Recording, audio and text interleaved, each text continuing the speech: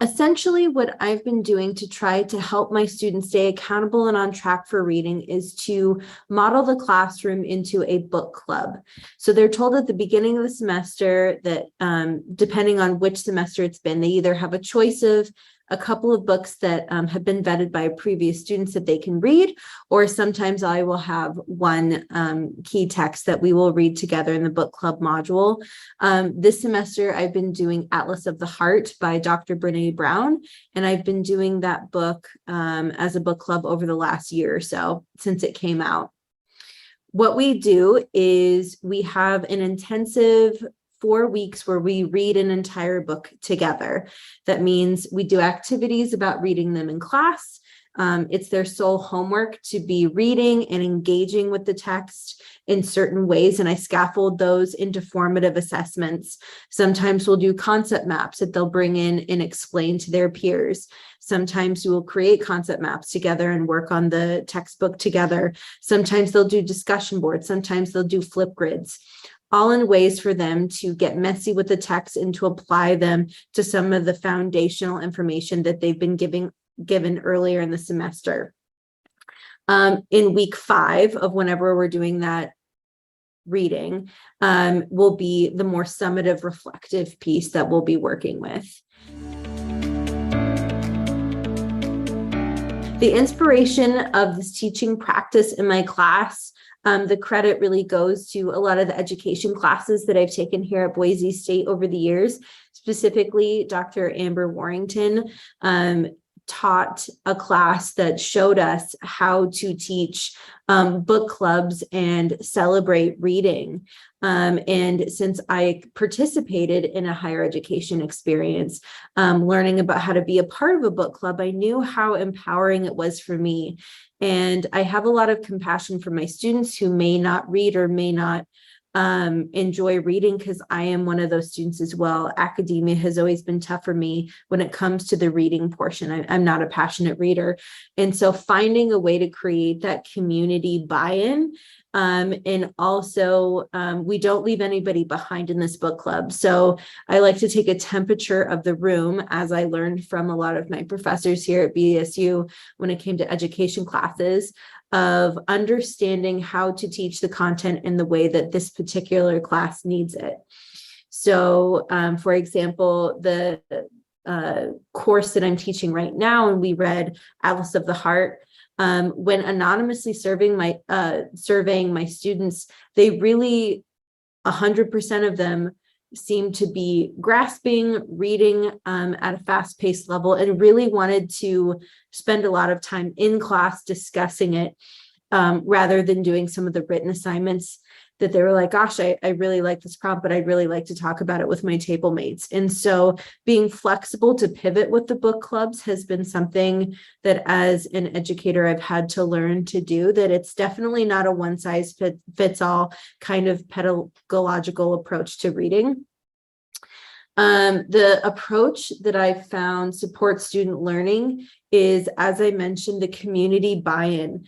I find that my students, particularly those who are in a 100 level in-person class, at this point in time, are really hungry for group work.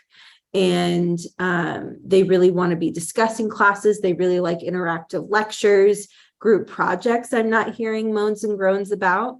What I'm finding is that it's important to help them incrementally discuss the book that they're reading, and for there to be no shame, and that's just a ground rule about it, is that everybody can come and demonstrate what they have read about and to show off their learning. And we don't focus in the book clubs about hitting a particular page number.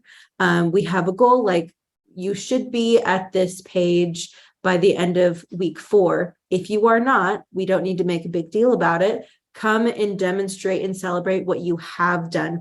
Let's connect about it. What do you want to be reading?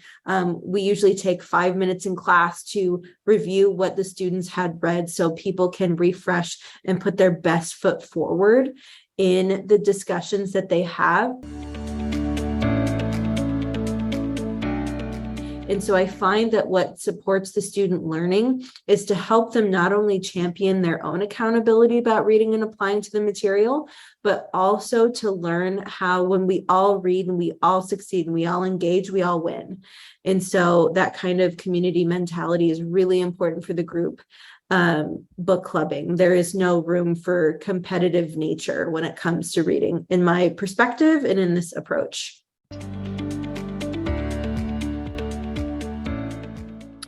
The tips that I have for faculty who might want to try this, who may be potentially hesitant, is to try it in different ways before you settle on something that you know will work. So for example, I've tried and failed a lot about how to implement this in my class. And I think that that's important that we celebrate in education.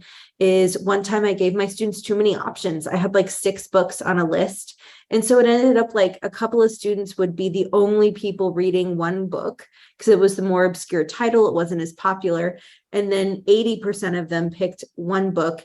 And then some people didn't pick any of the books. So that was a fiasco.